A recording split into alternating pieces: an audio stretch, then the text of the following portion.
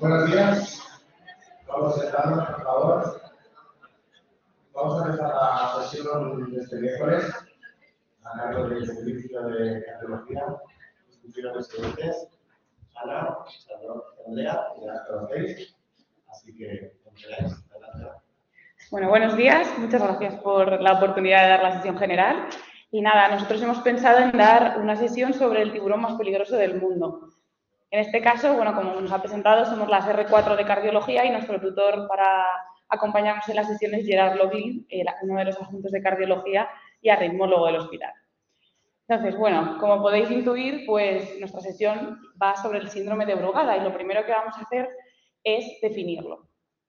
El síndrome de Brugada es un síndrome hereditario que, como sabéis todos, se caracteriza por un electrotípico, del que luego hablaré, pero inicialmente se empieza a hablar de esta enfermedad con otro nombre, con una enfermedad caracterizada por un bloqueo de rama derecha, una elevación persistente del ST y muerte súbita cardíaca. Descrita por los hermanos Brugada en el 1992 a raíz de una serie de casos, 8 solamente, de pacientes jóvenes con muerte súbita.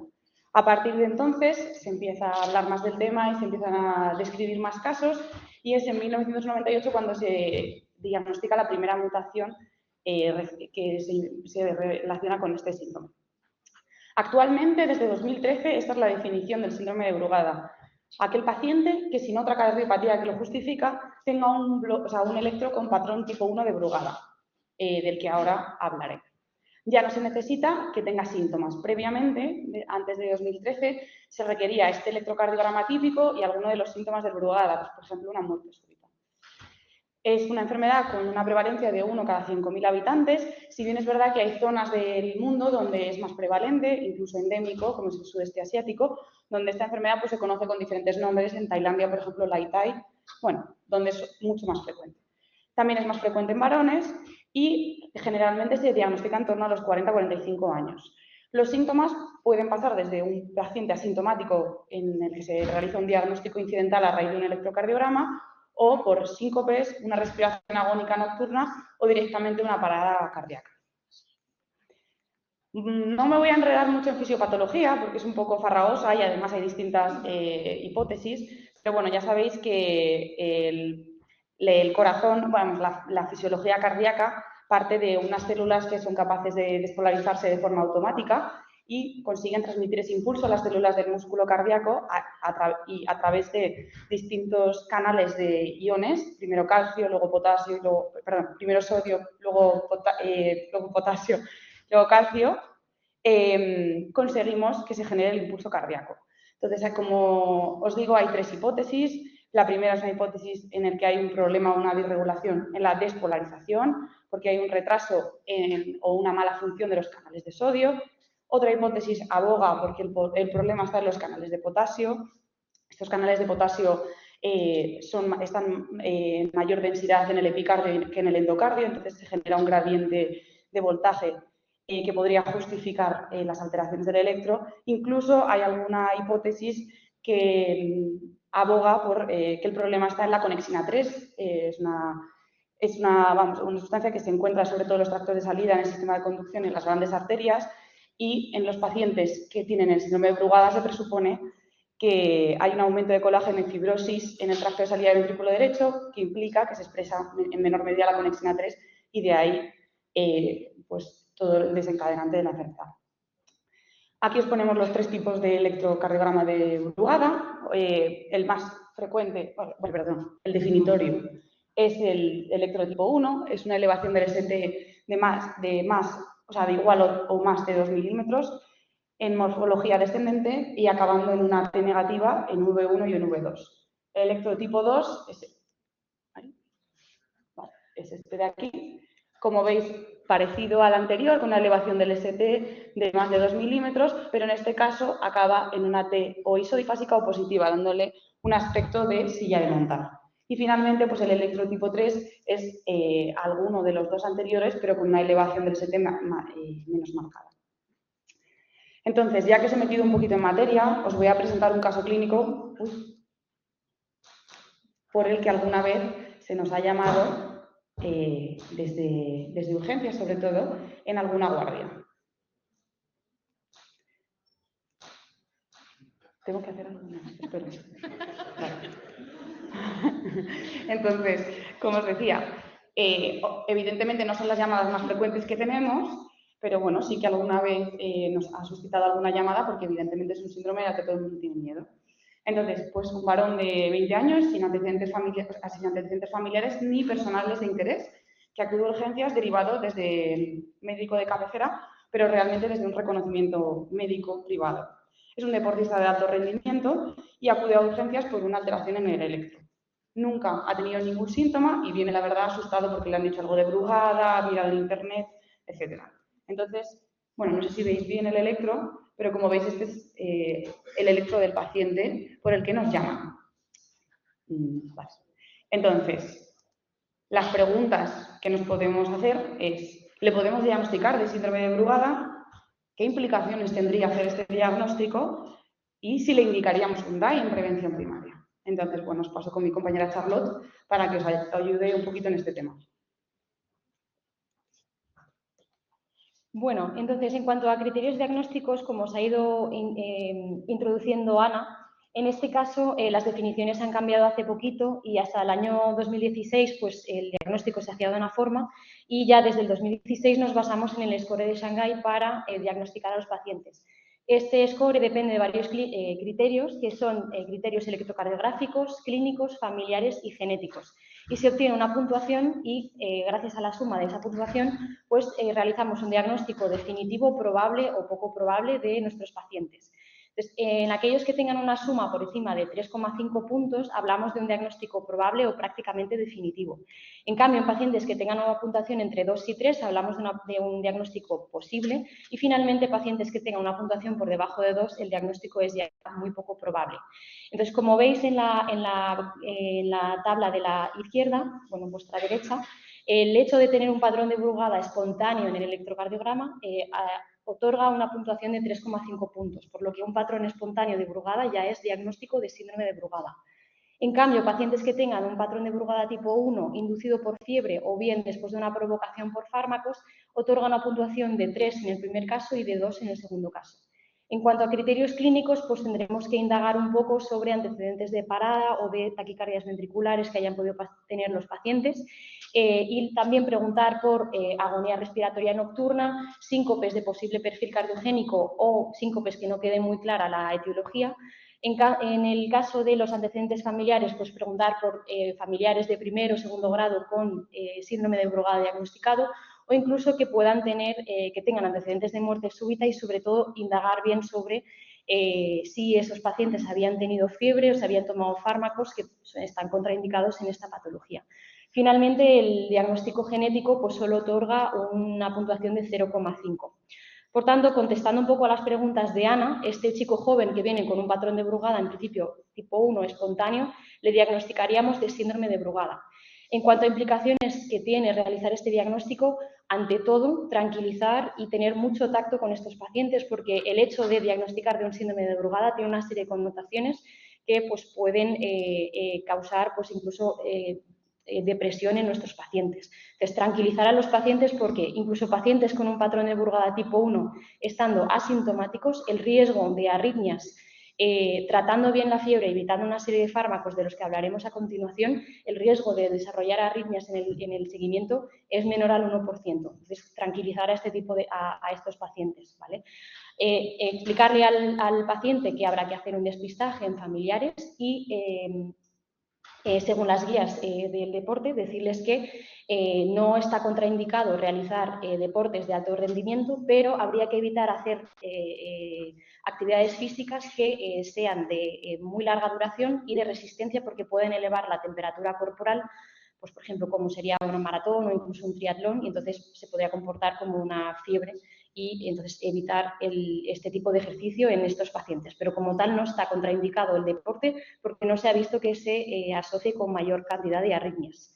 Y finalmente, en cuanto al tema del DAI en prevención primaria, pues como hemos dicho, la gran mayoría de estos pacientes están asintomáticos a lo largo de la vida, por lo que no estaría indicado implantarles un DAI en prevención primaria, como nos contará Andrea un poquito más tarde en la sesión.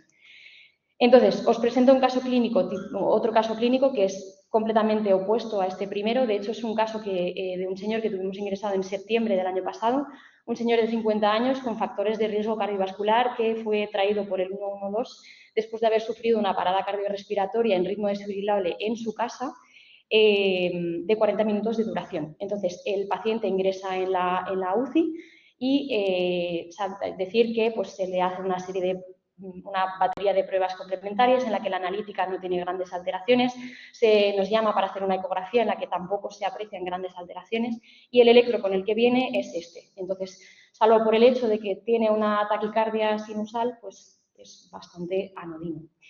El señor finalmente sale a planta nuestra para completar el estudio, se le miran las arterias coronarias, son normales, se le pide una resonancia magnética en la que no tiene datos de isquemia, no ha tenido un infarto, no tiene datos de miocardiopatía, es un estudio rigurosamente normal y entonces en este caso ya las guías de muerte súbita lo que nos dicen es que tenemos que pensar en posibles canalopatías en estos casos que hayan podido desencadenar la muerte súbita y se le hace un test de fleca, que de hecho se lo hace Andrea.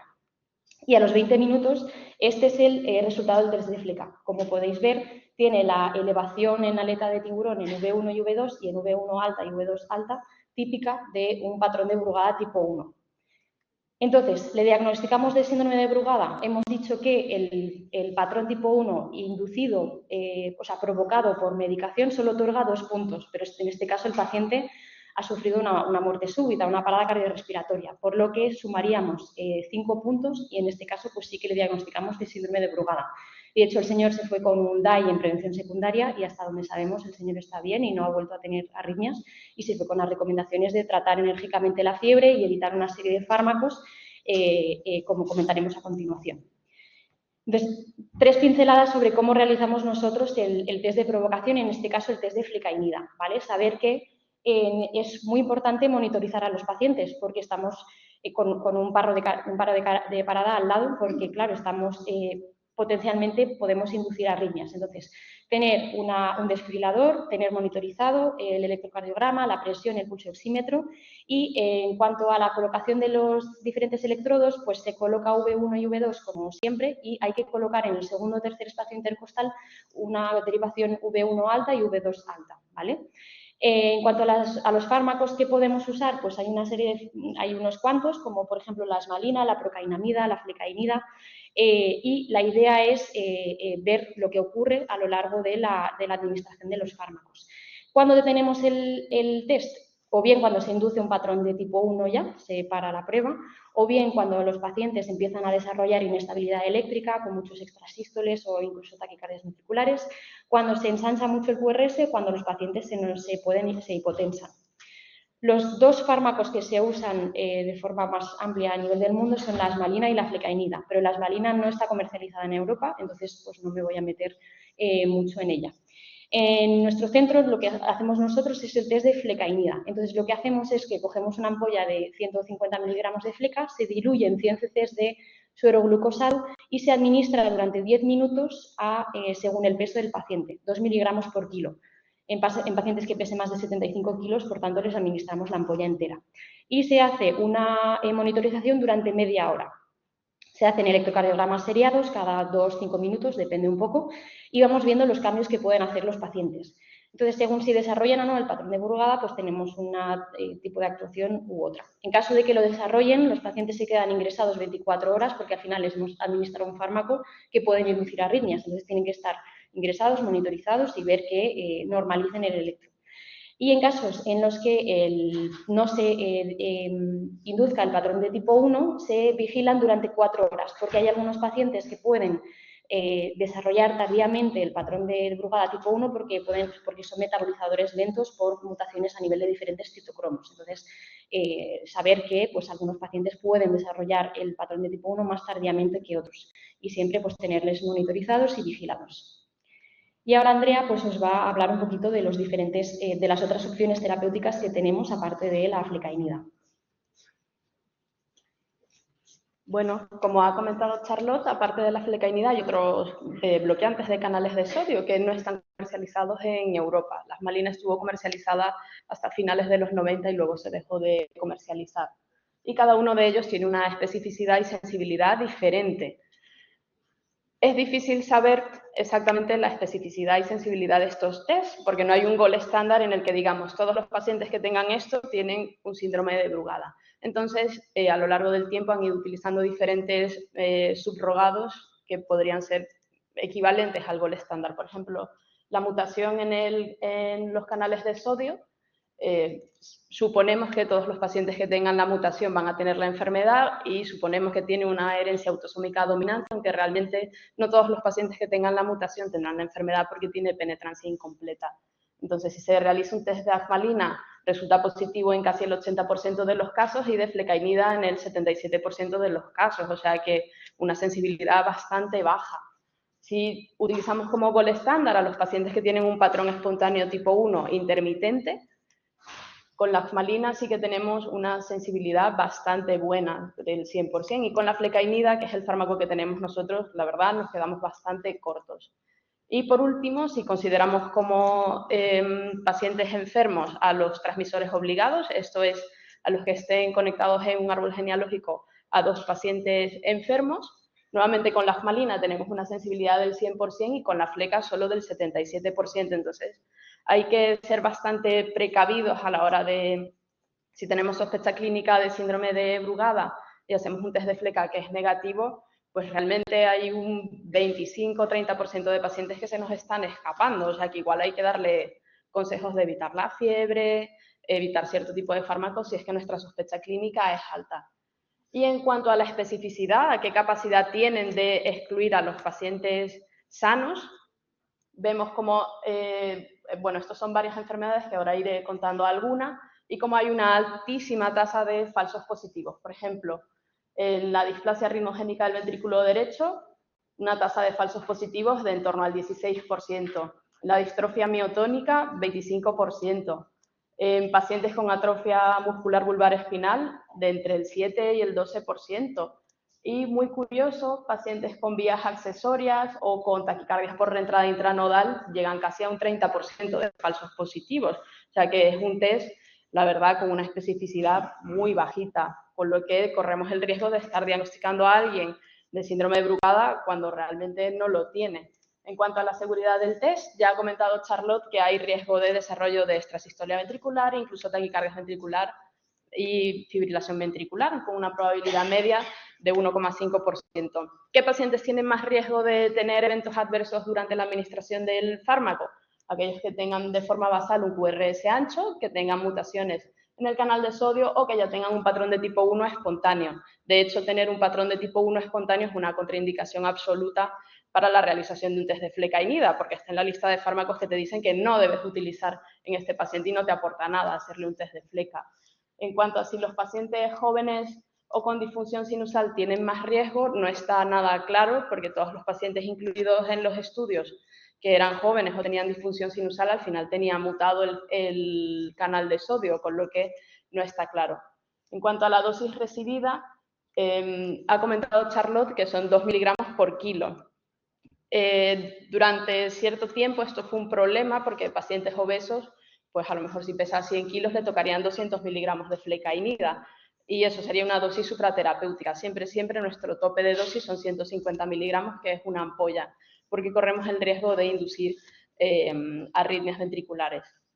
Con la afmalina hay riesgo de colestasis hepática y el último factor de riesgo, que eso tenemos que estar nosotros pendientes cuando hacemos el test de fleca, es que a lo mejor en el minuto 5 el paciente ya desarrolla un patrón espontáneo tipo 1 y lleva pasado pues 10 miligramos de fleca. En ese momento hay que parar el test, no hay que continuar la infusión de la ampolla entera. También si desarrollan bloqueo AV más allá de segundo grado o si tienen mucha extrasistolia ventricular. ¿Qué cosas influyen en el resultado del test? Pues del test en sí, la dosis de fármaco, como ya he dicho, y la localización de las derivaciones. Poner las derivaciones altas, V1 y V2 altas, multiplica por 2 la sensibilidad del test. Factores intrínsecos del paciente, pues que tenga mutación en el canal de sodio, que tenga ya un score de riesgo alto o una alta probabilidad pretest, o que tenga un patrón de tipo 2 o QRS ancho. Y factores externos que podemos modificar y que también tendríamos que confirmar antes de realizar el test, pues hiperpotasemia o que esté tomando otro fármaco que pueda inducir patrón de Brugada. Y ahora en cuanto al pronóstico, lo importante, ¿por qué le tenemos tanto miedo al síndrome de Brugada? Realmente todos estos gráficos que saldrán a continuación son de un State of the Art del año pasado sobre usos, malos usos y errores del test de fleca. Vemos aquí en la tabla y también en la gráfica cómo van comparando en diferentes estudios, que son las barritas de colores, pues varios estudios que se han hecho, la probabilidad de tener una arritmia letal al año. Vemos cómo en los pacientes asintomáticos con un patrón de tipo 1 inducido por fármacos, el riesgo de tener una arritmia letal es llamativamente bajo, que va de 0 a 0,4%. Nosotros, por ejemplo, para indicar el implante de un DEFI en una hipertrófica necesitamos un riesgo en torno al 6%. En pacientes asintomáticos con un patrón de tipo 1 espontáneo hay un poquito más de riesgo y vemos que los que tienen más riesgo son los que tienen un patrón espontáneo y han tenido síntomas. Esto mismo lo vemos representado aquí. A la izquierda vemos la gráfica de pacientes asintomáticos, la línea azul, patrón tipo 1 inducido por fármacos y la línea roja, patrón espontáneo tipo 1. Vemos cómo el riesgo es bajo, pero es un poquito mayor en los que tienen el patrón espontáneo. Y a la derecha vemos en pacientes sintomáticos como igualmente los que tienen un patrón tipo 1 inducido por fármacos tienen menor riesgo de arritmias que los que lo tienen de forma espontánea. Aparte del pronóstico en cuanto a eventos arrítmicos, el grupo danés, que hace muchos papers porque tienen una base de datos enormes, decidieron ver qué porcentaje de pacientes con un diagnóstico de Brugada desarrollaban depresión. Para ello seleccionaron 220 pacientes asintomáticos para síntomas psiquiátricos al diagnóstico de síndrome de Brugada y los siguieron a lo largo de 5 años. De ellos, el 16% de los pacientes desarrollaron depresión y no solo la influencia, ¿no?, de que te diagnostiquen de Brugada y desarrolles depresión, sino que además la mitad de los pacientes estaban en tratamiento con fármacos que deberíamos evitar en el síndrome de Brugada, fundamentalmente antidepresivos tricíclicos. Aquí vemos la línea roja, los pacientes sintomáticos son los que desarrollaron mayor grado de depresión a 5 años vista, mientras que los que no tenían síntomas de Brugada tenían una incidencia de depresión similar a población general. Aquí un poco por recordar, parte de los fármacos se pueden consultar en esta web, que es la recomendación que solemos dar a los pacientes escritas en el informe de alta, y fundamentalmente antidepresivos tricíclicos, propofol y otros fármacos que la verdad no utilizamos de forma habitual.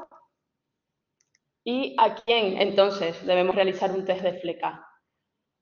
Siempre que el paciente tenga síntomas, parece apropiado, porque es al paciente al que finalmente, siguiendo el score de Shanghái, le vamos a poder diagnosticar de un síndrome de Brugada. Al paciente asintomático con un patrón de tipo 2 en el electro no hacemos absolutamente nada haciéndole un test de fleca ni diagnosticándole de síndrome de Brugada.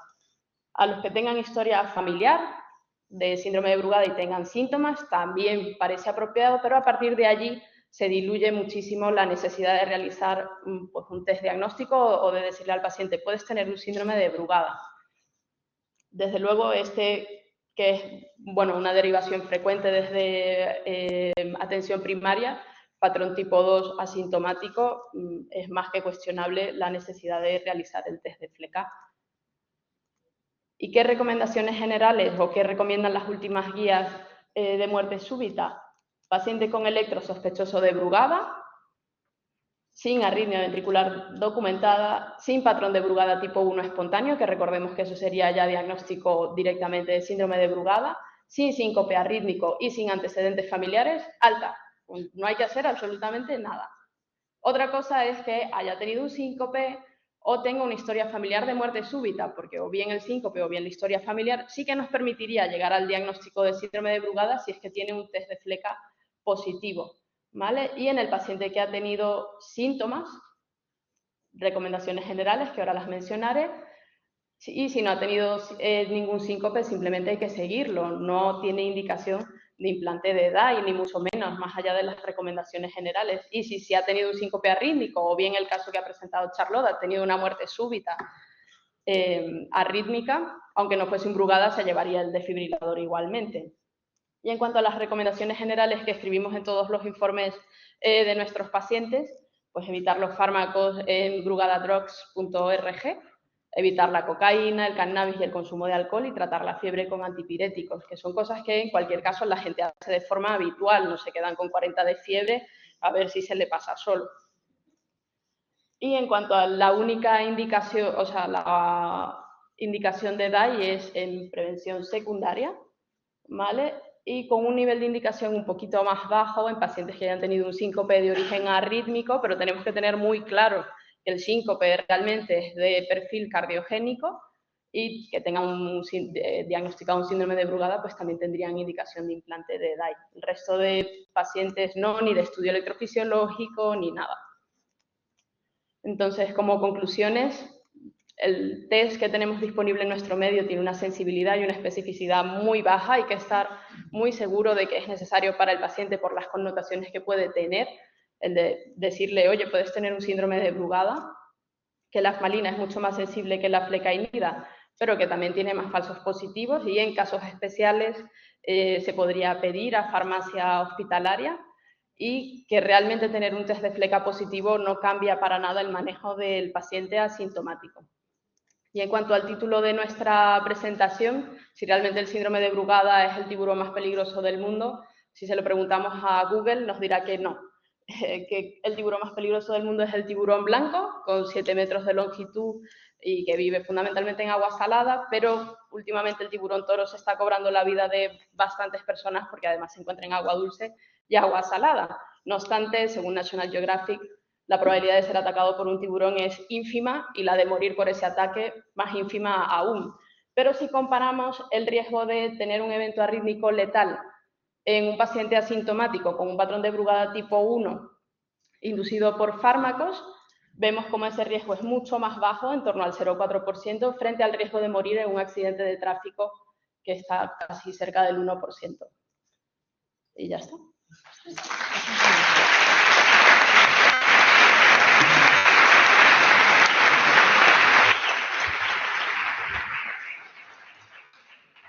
Muy bien, la presentación de las tres, pero se debe insistir en las mismas conclusiones en las que han llegado ellas. Número uno, el informe de seguridad de pacientes con Brugada en conjunto es muy bajo, pero en el subconjunto de pacientes asintomáticos con un patrón tipo 1 provocado activamente es ínfimo, como acaba de presentar Andrea. Segundo, las medidas así genéricas que recomendamos a los pacientes con Brugada, que si no toman tal o cual fármaco, que si tratar exclusivamente la fiebre, parecen sencillas y gratuitas, es muy inocente pensar que emitir un diagnóstico de este tipo de paciente no tiene costes, los sube elevados. Pero además estas medidas de no tomar tal o cual fármaco y tratar exclusivamente la fiebre, nadie ha demostrado que reduzcan la ya de por sí bajísima probabilidad de muerte súbita en estos pacientes. La conclusión de estos dos puntos es que aquellos que os encontréis a veces con hallazgos incidentales en el evento, los que hagáis familia, interna, urgencias, la actitud más sensata, con un patrón tipo 2, tipo 3 o tipo, la actitud más sensata con todo lo que no es un patrón tipo 1 claro es no hacer nada. Como el paciente sea asintomático, que no haya dado un síntoma, el asintomático con patrón 2, patrón 3, no hacer nada. En cambio, aquellos de vosotros que manejéis, por ejemplo, la UBI, cardiología, a veces medicina interna, pacientes que salen de una muerte súbita recuperada, ahí sí que tenéis que tener la mirada puesta en descartar esta entidad. Enhorabuena por la presentación. ¿Alguna pregunta por el público?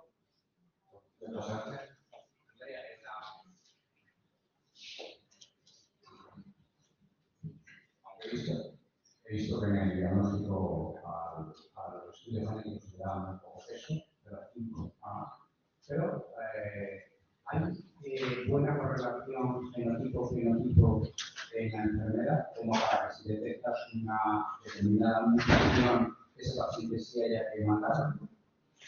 Dentro del Brugada, la verdad es que de todas las cosas determinadas genéticamente en cardiología es de las que menos.